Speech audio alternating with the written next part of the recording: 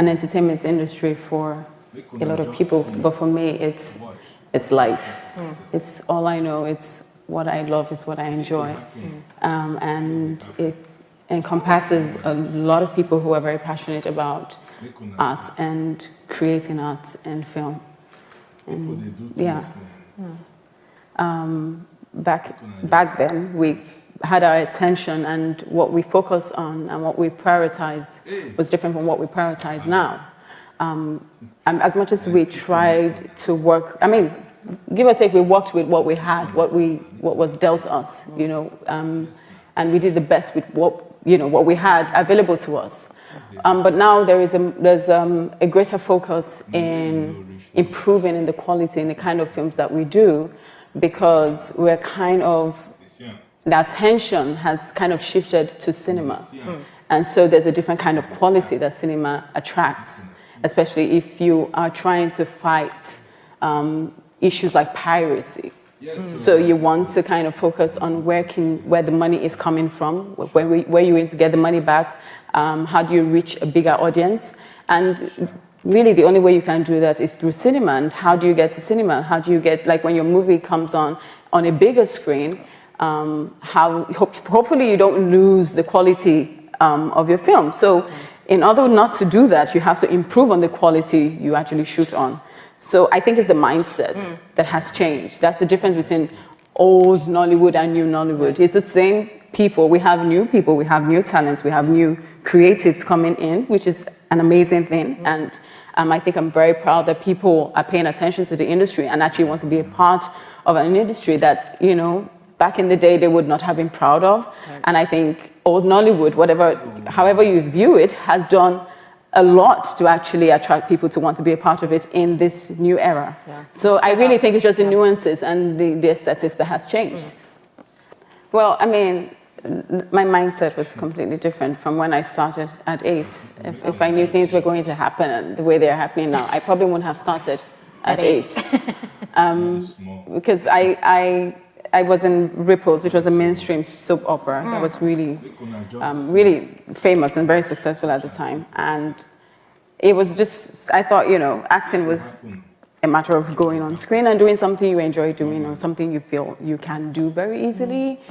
And I had a lot of practice in my little home that I built for myself with my lesson teacher's blackboard and my mom's very precious rappers. But you know, I had my friends, a group of them. I only found out later on that they were in my head.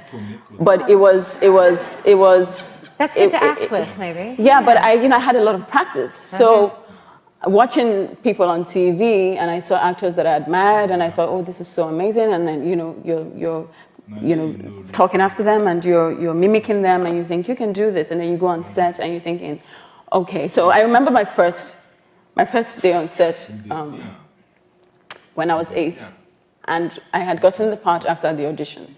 So this was okay. We had done the rehearsal. We had taken the lines, and it was time to act. Me and my 2 other little friends, and I was kind of waiting for everyone to leave so we could do what we do best and just kill this thing. And nothing happened. I'm like, well, guys, this is the real deal. This is not a drill. We have to work.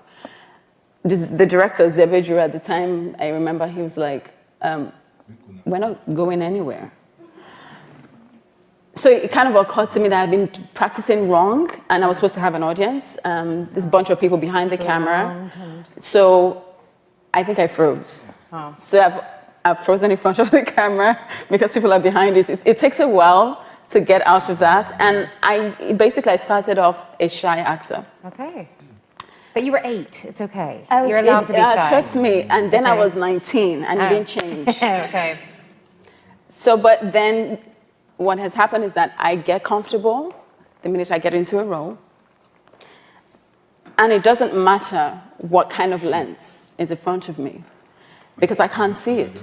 That's up to the director and the producer. My job is to actually just get lost, which I enjoy doing, because I think I enjoy being anybody else but myself.